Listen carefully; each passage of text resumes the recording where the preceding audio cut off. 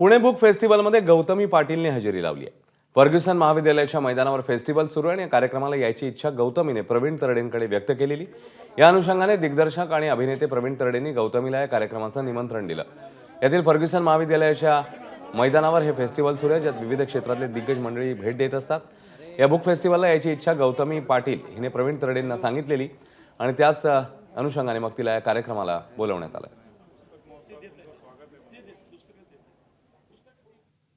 तर गोष्टींच्या कार्यक्रमाला मी नाचायला जाते, तर मी पहिल्यांदा मला पुस्तक वाचायला बोलवलंय।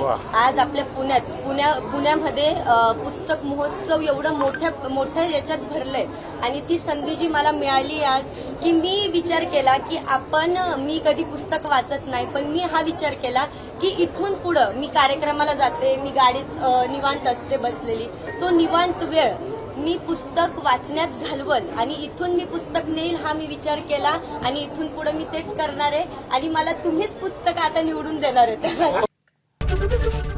एबीपी माझा, उघडा डोळे बघा नीट।